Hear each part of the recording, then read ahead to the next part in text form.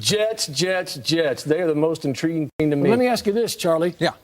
You're Lombardi and Banner and out in Cleveland, and D. Milner is still on the board. What are you going to do? Whoever Drew Rosenhaus has, I just hope that he doesn't injure the player before he gets into camp, because he beats on the guy so dang hard when they call his name. Keep this in mind. Peyton Manning will be the oldest quarterback in NFL history to have changed teams at this point in his career and win a Super Bowl if and when he can get that done. And, Ted, when you look at these young players arriving, what do you think's going on in their head right now? How do I tie a tie? Ted Sundquist, with the general manager of the St. Louis Rams. I would be going for Tavon Austin. Again, help your quarterback out.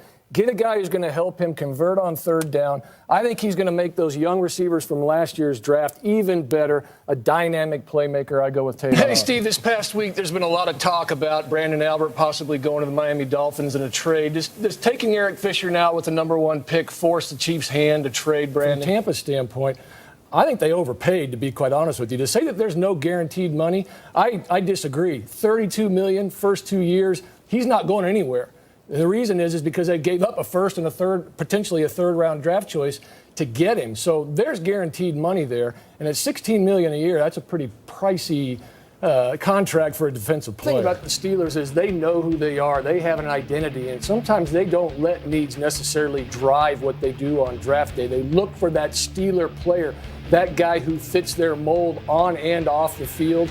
But as you look at it, Mike Wallace, 119 targeted throws last year, that's a lot of opportunity that the offense was going through, and they've got to find other players to kind of pick up that slack. Ted, which big-ticket free agent is going to have the most pressure to live up to the money? Yeah, for me, it's Bushrod out in Chicago, because the Bears are trying to chase Nate and the Lions right there, as well as Aaron Rodgers in Green Bay. And Jay Cutler last year threw sacked 44 times, but threw under pressure 37% of the time.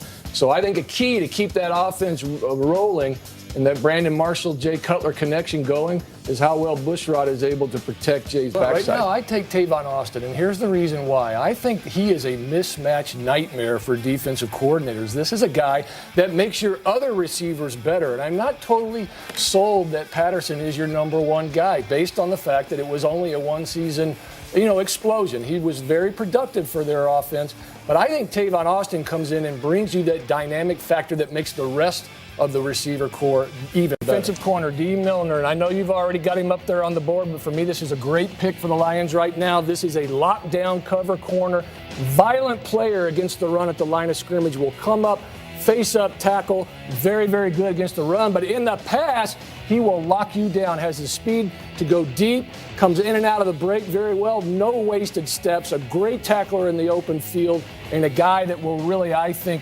solidify that secondary that struggled a little bit last season. What should we look for from the Broncos for the later rounds? Well, I think ultimately they want to shore up the offensive line. Chris Cooper's been there a number of years. He's a guy that I drafted. They re-signed through an extension. He's been injury-prone over the last couple seasons and has got a high dollar amount. They went out and got Louis Vasquez from San Diego, and I think they would like to get some more young talent to put in there on that interior offensive line. I think as well they need to look at a long-term running back. Willis McGahee's getting older, been hard to stay healthy there. Noshawn Moreno's contract will be up here pretty soon. And Ronnie Hillman's really a third down guy.